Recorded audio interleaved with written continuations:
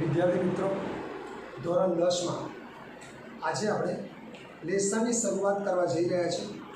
પહેલું લેસન છે against the odds. A lesson આજે આપણે ભણવાનું છે અને એના માટે સૌપ્રથમ હું તમને ચોપડીનું ફર્સ્ટ પેજ એટલે કે ફ્રન્ટ પેજ જે છે હું તમને બતાવું છું। આ લેસન ભણવાનું છે। સ્વાભાવિક છે કે કોરોના મુશ્કેલીને લીધે આપણે ફિઝિકલી એકબીજાને નથી મળી શકતા, તો પાઠ પણ એવો જ છે, અગેન્સ્ટ ધ ઓડ્સ એટલે મુશ્કેલીઓની સામે એટલે આ સમયમાં વિદ્યાર્થીઓએ પણ મુશ્કેલીઓની સામે ઓનલાઈન એજ્યુકેશન દ્વારા પોતાનો અભ્યાસક્રમ શરૂ કરવાનો છે અને જેથી વિદ્યાર્થી મિત્રો તમે તમારા જે તે સરને પૂરેપૂરો સપોર્ટ કરો, પૂરેપૂરો સહકાર આપો, જેથી અગેન્સ્ટ ધ ઓડ્સ નામનો પાઠ છે એ રીતે આપણે કોવિડ-19 સામે લડીને આપણે અભ્યાસક્રમ સતત ચાલુ રાખવાનો છે। તો ચાલો આજે આપણે ફર્સ્ટ લેસન શીખીએ।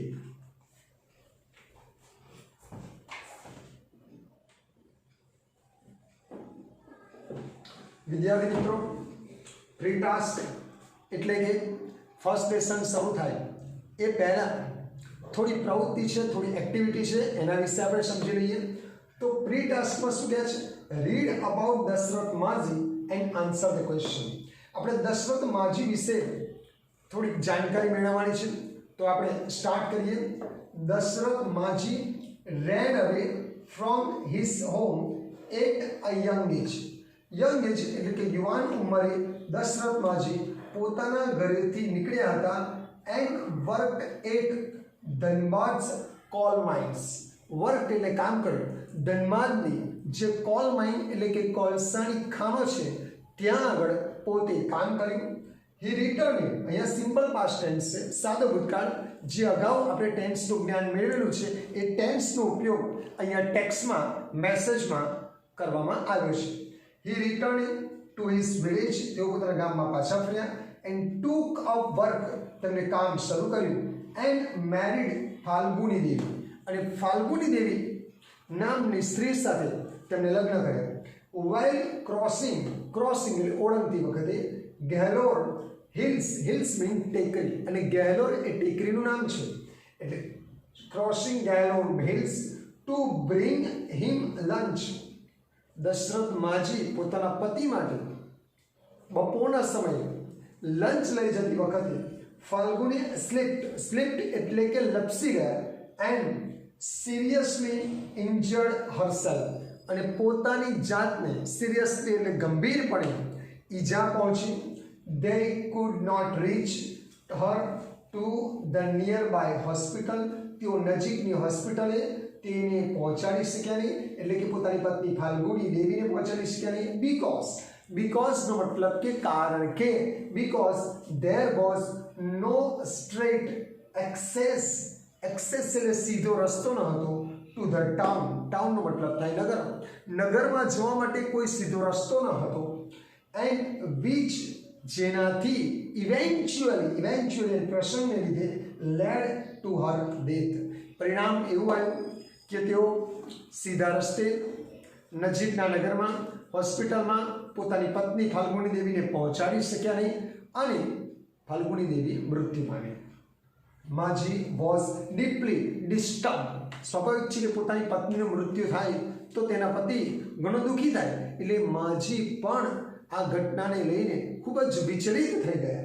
એન્ડ ધેટ જેથી વેરી નાઇટ તે જ રાત્રિએ ડિસાઇડેડ નક્કી કર્યું, આ કાળ સાદો ભૂતકાળ છે, ત્યાર પછી ઇન્ફિનિટિવ આપેલું છે, ટુ કાર્વ અ પથ, ટુ કાર્વ એટલે કોતરવાનું, અ પથ એટલે રસ્તો, થ્રુ ધ ગેહલોર હિલ્સ, ગેહલોરની જે ટેકરી એ ટેકરી પરથી તેના પત્ની મૃત્યુ પામ્યા ફાલ્ગુની દેવી, ત્યાં આગળ તેમણે પોતે નક્કી કર્યું કે આ ટેકરીને તોડીને મારે રસ્તો બનાવવો છે, જેથી ભવિષ્યમાં મારા જેવી ઘટના ગામના અન્ય લોકો સાથે ન બને।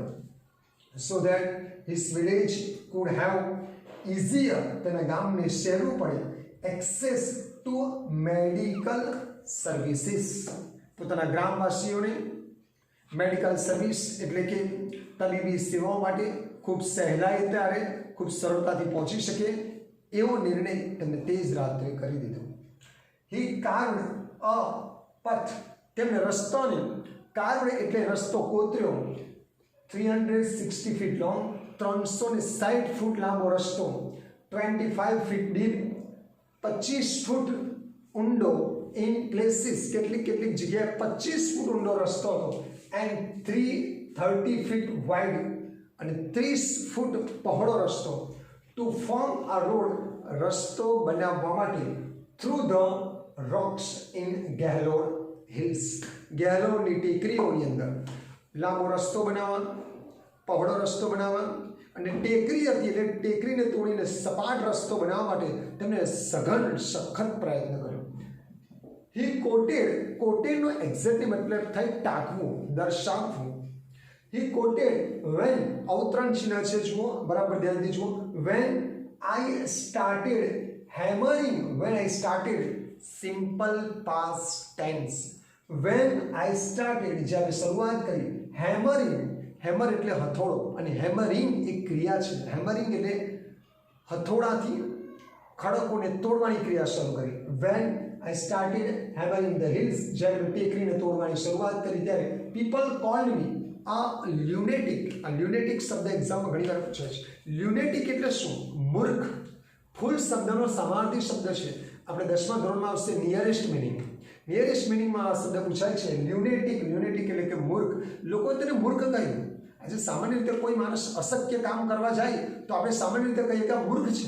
અશક્ય કામ એનાથી નહીં થઈ શકે કારણ કે એની ક્ષમતા નથી. ઉદાહરણ તરીકે કહું તો ક્લાસમાં 55મા નંબર કે 50મા નંબર પર આવનાર વિદ્યાર્થી હું આવું કે ફર્સ્ટ એક્ઝામમાં હું પ્રથમ નંબર લાવીને બતાવીશ, ફર્સ્ટ નંબર લાવીને બતાવીશ, તો આપણે એને સ્વાભાવિક છે કે મૂર્ખ કહેતા હોઈએ છીએ. કારણ કે 55 કે 50મા નંબર પર છે. એટલે ગામના લોકો માનવા લાગ્યા કે આ દશરથ માજી તેની પત્નીનું મૃત્યુ પામ્યું છે ને એટલે માનસિક સંતુલન ખોઈ બેઠા છે, અને પરિણામ સ્વરૂપે આ અશક્ય કામને લીધે લોકો તેને લ્યુનેટિક કહેવા લાગ્યા. બટ ધેટ સ્ટીલ, શબ્દો જુઓ અહીંયા, ધેટ સ્ટીલ એટલે લોખંડ થાય, પણ ધેટ સ્ટીલ જેને મજબૂતાઈ આપી, માય ડિટર્મિનેશન. ડિટર્મિનેશન એટલે ધ્યેય નિષ્ઠા.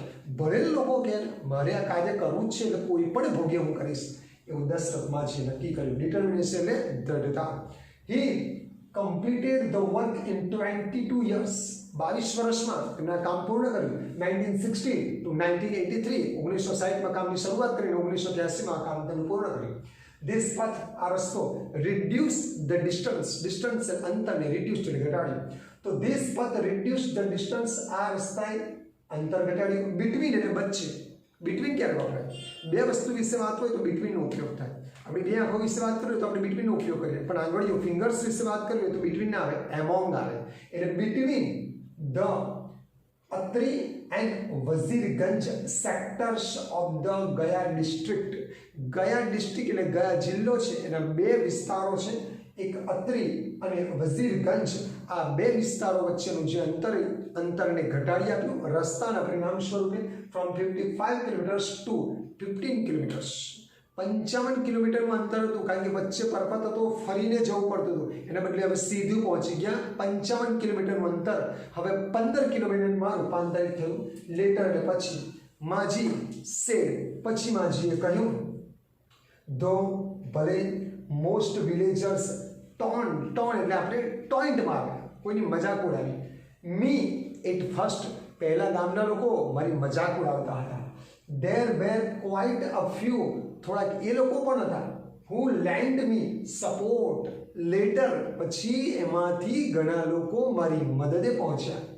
બાય ગિવિંગ મી, જો અહીંયા પ્રપોઝિશન પછી આઈએનજી વાળું ક્રિયાપદ આવ્યું છે.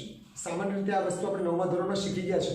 વિદ્યાર્થીઓ અહીંયા બહુ જ કાળજી રાખવાની જરૂર છે. સાથે સાથે હું તમને ગ્રામરના પોઈન્ટ્સ પણ ઇન્ડિકેટ કરી રહ્યો છું. By giving me food and helping me by my tools. આ helping me by my tools એ વાક્ય રચના 12મા ધોરણની છે, પણ સેન્ટેન્સ છે એટલે સમજવું પડશે. શરૂઆતમાં લોકો તેમની મજાક ઉડાવતા હતા, ત્યાર પછી ઘણા લોકોએ there were quite a few, ખૂબ ઓછા લોકો, who lent me support, જે લોકોએ મને મદદરૂપ થયા. લેટર પછીથી, by giving me food, મને જમવા માટે આપ્યું, and helping me by my tools, કારણ કે હું પથ્થર તોડવાનું કામ કરું છું, હું કોઈ જગ્યાએ કામ ધંધો કરતો નહોતો એટલે મારે ખાવાનો પણ પ્રશ્ન હતો. તો લોકોએ જમવાનું પણ આપ્યું અને શસ્ત્રો એટલે કે સાધનો પણ આપ્યા, જેથી હું પહાડ તોડી શકું અને રસ્તો બનાવી શકું.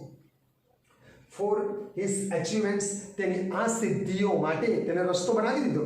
આ સિદ્ધિઓ માટે માજી became popularly known, માજી પ્રખ્યાત બની ગયા as the mountain man, પર્વતીય માણસ, પર્વતનો માણસ તરીકે પ્રખ્યાત થયા. His name was also proposed, તેમનું નામનો પણ પ્રસ્તાવ મૂકવામાં આવ્યો by the Bihar government. Bihar government, આપણું બિહાર એક રાજ્ય છે, એ રાજ્યની અહીંયા વાત થઈ રહી છે. Bihar government for the Padma Shri award in 2006, 2006માં પદ્મશ્રી એવોર્ડ તરીકે બિહાર સરકાર દ્વારા તેમનું નામ કેન્દ્ર સરકારને એટલે કે ભારત સરકારને મોકલવામાં આવ્યું, કારણ કે નામ નાનું છે પણ કામ ઘણું મોટું છે. When a movie on his life, તેમના જીવન પર ફિલ્મ was announced, તેમના જીવન પર ફિલ્મ પણ બહાર પડી. માઝી was on his death bed, જ્યારે તેમના જીવન પર ફિલ્મ બન્યું હતું ને તે સમયે દશરથ માજીએ મરણ પથાર્યા હતા.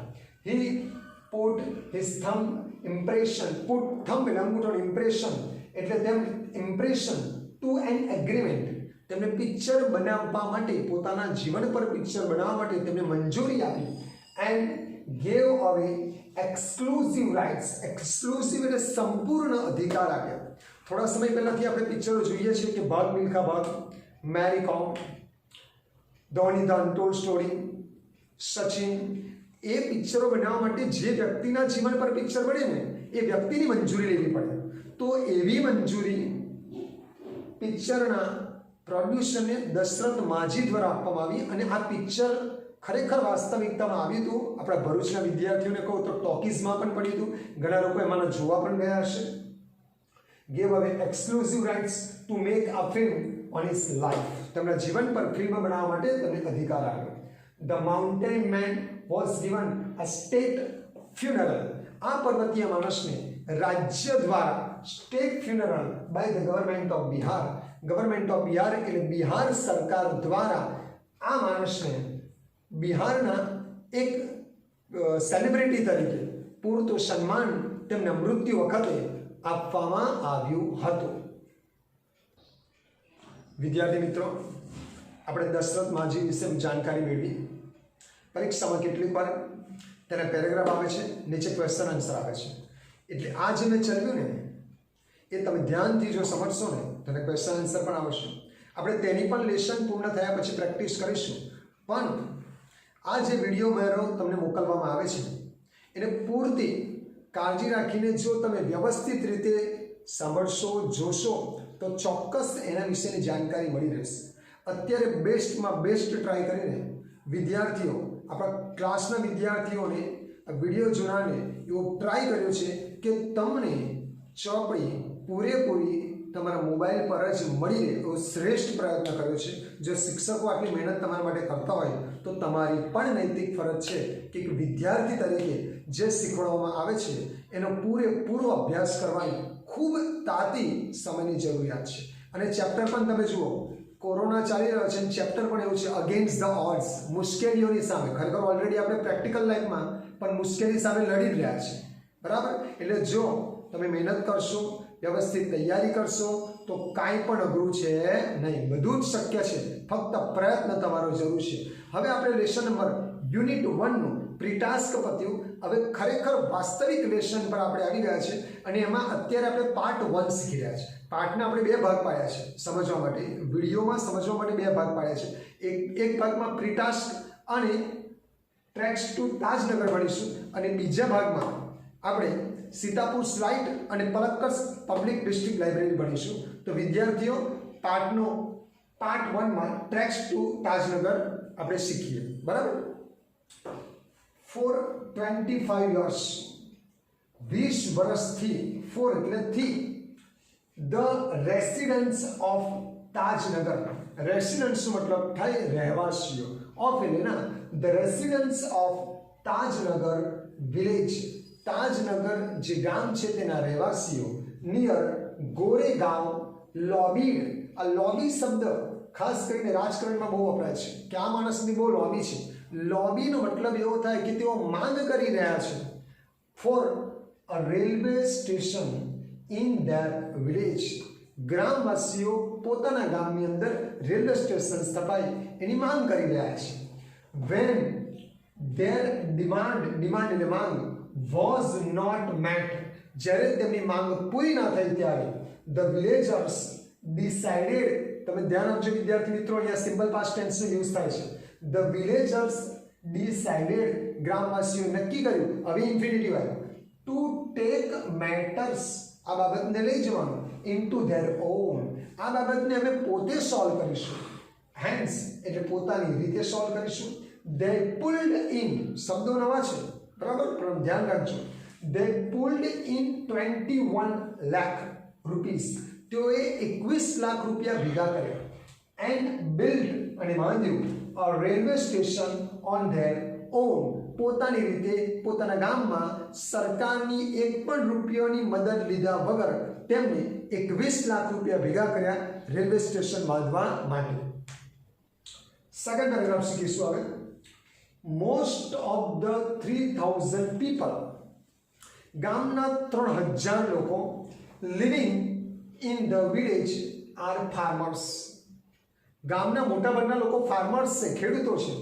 બટ સચ વોઝ ધ બર્નિંગ ડિઝાયર, જુઓ બરાબર ધ્યાનથી, સચ વોઝ ધ બર્નિંગ ડિઝાયર, એમની અદમ્ય ઈચ્છા હતી to have a station in the village, ગામમાં સ્ટેશન હોવું જોઈએ, એ માટે અમે ખૂબ મહેનત કરીશું, પૈસા ભેગા કરીશું. એટલે વિદ્યાર્થીઓ તમારે પણ બનવું હોય તો આ વિડીયોના માધ્યમથી જે તમને ભણાવવામાં આવે છે એમાં પૂરેપૂરો પ્રયત્ન કરશો. આ વિડીયોને 1 વાર 2 વાર 3 વાર 4 વાર 5 વાર રિપીટ કરશો તો તમારા માટે પણ આ લેસનો શીખવા કોઈ અશક્ય વાત નથી. એવરીબડી કોન્ટ્રીબ્યુટેડ, દરેક જણે ફાળો આપ્યો according to there capacity, capacity એટલે ક્ષમતા. દરેકે દરેક ગામના ખેડૂતે પોતાની ક્ષમતા પ્રમાણે ફાળો આપ્યો, જેથી રેલવે સ્ટેશન બાંધવા માટે પૂરતા પ્રમાણમાં પૈસા ભેગા કરી શકાય. રેન્જિંગ એટલે થી ફ્રોમ 3000 રૂપીસ ટુ 75,000 રૂપીસ, ઓછામાં ઓછા 3000 રૂપિયાથી લઈને 75,000 રૂપિયા સુધી ગામના લોકોએ ફાળો ઉઘરાવ્યો. they donated money for the station, તેઓ સ્ટેશન માટે પૈસા દાન કર્યા, પૈસા ઉઘરાવ્યા. and we started the construction in January 2008, 2008માં જાન્યુઆરી મહિનામાં રેલવે સ્ટેશનનું બાંધકામ ગામના લોકોએ શરૂ કર્યું. સેડ રણજીત સિંહ. ચાલો, રણજીત સિંહ કોણ છે તો કે ફોર્મર વિલેજ સરપંચ. વિલેજ સરપંચ એટલે ગામનો સરપંચ, ફોર્મર એટલે ગામનો. અગાઉના ગામના સરપંચે કીધું કે અમે બધાએ ભેગા થઈને લગભગ 21 લાખ રૂપિયા ભેગા કર્યા. 3000 રૂપિયાથી લઈને 75,000 રૂપિયા સુધીનું દાન ગામના લોકોને મળ્યું છે, જેથી તેઓ ગામમાં રેલવે સ્ટેશન બાંધી શકે. આગળ, there are large number of people in the village who need, તેમને જરૂર હતી to go, ઇન્ફિનિટિવ વિદ્યાર્થીઓ, to go to Goregaon, Delhi and રિવાર. ગામના ઘણા બધા લોકો એવા હતા કે ગામમાંથી નોકરી ધંધા માટે કે અભ્યાસ માટે ગામથી બહાર જવું પડે, પણ ટ્રેન રોકાતી ન હતી કારણ કે રેલવે સ્ટેશન હતું. there are students, એવા પણ વિદ્યાર્થીઓ છે, who go to college, એવા પણ વિદ્યાર્થીઓ છે જે કોલેજ જઈ રહ્યા છે. till now, અત્યાર સુધી we had to either go to હલીમંડી or પાટલી, કાં તો અમારે હલીમંડી જવું પડતું અથવા પાટલી. કેમ જવું પડતું કે અમારા ગામે ટ્રેન ઊભી રહેતી નથી, એટલે આગળ જે ગામ છે ત્યાં ટ્રેન ઊભી રહે છે, એટલે અમારે દૂર જવું હોય તો અમારે એ ગામે જવું પડે, ત્યાંથી ટ્રેનમાં બેસીને અમે દૂર જઈ શકીએ. To catch a train, train પકડવા માટે કાં તો તેમને હલીમંડી જવું પડતું અથવા પાટલી જવું પડતું. Both the stations are 6 kilometres away from Tajnagar. તાજનગરના જે રહેવાસીઓ છે એમનું કહેવું એવું છે કે બંને સ્થળો 6 કિલોમીટર દૂર છે. એક પૂર્વમાં એક પશ્ચિમમાં 6 કિલોમીટર દૂર હોય તો અમારે બીજા દૂર જવું હોય, માની કે 15, 20, 25, 30 કિલોમીટર જવું હોય તો નજીકના સ્ટેશન પર અમારે જવું પડે. વી થોટ, અમે વિચાર્યું, when the railway line passed through the village. અમે વિચાર્યું કે જ્યારે રેલવે લાઈન અમારા ગામ પાસેથી જઈ રહી છે તો ગામમાં રેલવે સ્ટેશન શું કામ ન બનાવી શકીએ. વી would have a station here. તો આપણે સ્ટેશન શા માટે ન રાખીએ? But that didn't happen. પરંતુ એવું બન્યું નહીં, કારણ કે રેલવે ઓથોરિટી કીધું કે તમારા ગામ માટે ફક્ત રેલવે સ્ટેશન બનાવી શકાય નહીં. તમારી ઈચ્છા હોય રેલવે સ્ટેશન તમારે બનાવવું હોય તો તમારે પૈસે બનાવો, ટ્રેન ઊભી રહેશે. So we raised the demand in 1982. અમે 1992માં અમારી માંગ મૂકી. And have been continuously asking for it. Continuously સતત તેના માટે અમે માંગ મૂકી. But the railways told us that. Railway ઓથોરિટીએ, રેલવેના સત્તાધિકારીઓ અમને જણાવ્યું કે they didn't not have funds. જો અહીંયા simple past tense, negative sentence. they did not ની સાથે મૂળ ક્રિયાપદ આવ્યું have. they did not have funds. તેમની પાસે પૂરતું ફંડ નથી જેથી તેઓ રેલવે સ્ટેશન બાંધવા માટે પૈસા આપી શકે નહીં. સો તેથી ફાઇનલી અંતમાં we decided, infinitive, simple past tense plus infinitive, we decided, અમે નક્કી કર્યું હતું ટુ ક્રાફ્ટ એટલે ઘડતર કરવું, અવર ઓન ડેસ્ટિની. ડેસ્ટિની એટલે નસીબ, જેને બીજા શબ્દમાં કહીએ લક. અમારું નસીબ અમે પોતે ઘડીશું. Said Hukum Chand, a member of the committee. કોઈ કમિટી બનાવી હશે પૈસા ઉઘરાવવા માટે, રેલવે સ્ટેશન બનાવવા માટે. એ કમિટી છે ને, એના એક સભ્ય હતા હકુમચંદ. એમણે આ માહિતી જે તે ગામના લોકોને આપી જે આપણે અત્યારે ભણી રહ્યા છીએ.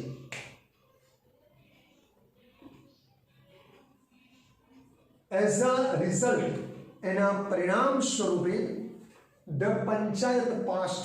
ગામડાની અંદર સામાન્ય રીતે પંચાયત હોય, ગ્રામ પંચાયત. તો the panchayat passed, simple past tense, the panchayat passed resolution. Resolution એટલે કે ઠરાવ, એટલે કાયદો નક્કી કર્યો. ઇન 2008, 2008માં ગ્રામ પંચાયતની અંદર ગામડાના બધા લોકો ભેગા થઈ અને એક ઠરાવ મૂક્યો, એક નિયમ બનાવ્યો. સેઇંગ ધેટ, કહીને કે સિન્સ, કારણ કે the railway was not able to build a station for them. Railway authority એટલી સક્ષમ નથી કે આપણને રેલવે સ્ટેશન બનાવી આપે. તમે વિચારો કે રેલવેવાળાએ ના પાડી. આખા દેશમાં રેલવેનું બહુ જ મોટું કાર્યક્ષેત્ર છે, જ્યાં રેલવે ના પાડી શકીને પણ ગામના લોકોની ઈચ્છાને લીધે આ વસ્તુ શક્ય બની. they would do it for themselves. રેલવેવાળાએ કીધું તમારે રેલવે સ્ટેશનની ઈચ્છા હોય તો તમે બનાવી શકો છો. And with their own money, પોતાના પૈસાથી. હવે જ્યારે સામાન્ય ગામના લોકોને 21 લાખ રૂપિયા કમાવાના ઘણું મુશ્કેલ કાર્ય હતું, પણ અદમ્ય ઈચ્છા હતી કે અમારે આમ કરવું છે એટલે એ શક્ય બન્યું. સોન તરત જ એન્ડ 11 મેમ્બર ટીમ, 11 સભ્યોની ટુકડી વોઝ ફોર્મ, રચવામાં આવી. એન્ડ ધ ટીમ સ્ટાર્ટેડ, ટીમે શરૂઆત કરી કલેક્ટિંગ મની, પૈસા ભેગા કરવાની, ફ્રોમ વિલેજર્સ, ગ્રામમાંથી પૈસા ભેગા કરવાની શરૂઆત કરી દીધી. ઓન 7th January 2010, 7મી જાન્યુઆરી 2010ના દિવસે, as a result of their efforts. Efforts એટલે પ્રયત્નો. આના નિયરેસ્ટ મિનિંગમાં આવે એફર્ટ્સનો પ્રયત્ન થાય, અટેમ્પ્ટ અથવા ટ્રાય. બરાબર, ધ્યાન આપજો, બરાબર લેસનને સમજજો તો ક્વેશ્ચન આન્સર ને એના બેઝ પર શોર્ટ નોટ સમજવામાં વિદ્યાર્થીઓ તકલીફ પડશે નહીં. ઓન 7th January 2010, 7મી જાન્યુઆરી 2010ના દિવસે, as a result of their efforts, તેમના પ્રયત્નોના પરિણામ સ્વરૂપે, the first railway station in the country, દેશની અંદર એવું પહેલું રેલવે સ્ટેશન બંધાવ્યું. ઓન વિચ, જેના ઉપર the railway did not have to stand, railway ઓથોરિટીએ ખર્ચવો પણ ન પડ્યો. A single rupee started operation. અ સિંગલ રૂપીનો મતલબ થાય એક રૂપિયો પણ રેલવે ઓથોરિટી આપ્યો નહીં, અને તેમ છતાં પણ રેલવે સ્ટેશન ગામની અંદર બાંધવામાં આવ્યું. અને સ્ટાર્ટેડ ઓપરેશન, છેલ્લા બે શબ્દ બહુ અગત્યના છે. સ્ટાર્ટેડ ઓપરેશન, તમે વિચારો રેલવે પણ શરૂ થઈ ગઈ. હવે જો વિદ્યાર્થીઓ કંઈક કરવાની તમન્ના હોય, કંઈક પ્રાપ્ત કરવાની ઈચ્છા હોય ને, તો ગમે તેટલી મુશ્કેલીઓ હોય ને તો પણ તમે સફળ થઈ જાઓ. એટલે આ પણ અત્યારે આપણે ફિઝિકલી એકબીજા સાથે નથી ભણી શકતા, પણ આ વિડીયોના માધ્યમથી શ્રેષ્ઠમાં શ્રેષ્ઠ પ્રયત્ન ઇંગ્લિશમાં હું કરી રહ્યો છું કે જેથી તમને લાઈવ લેક્ચર ક્લાસમાં બેઠા હોય ને એ પ્રયત્ન થઈ રહ્યો. હવે જો તમે સપોર્ટ નહીં કરો તો મારી આ કરેલી મહેનત સાવ પાણીમાં અથવા નિષ્ફળ જશે.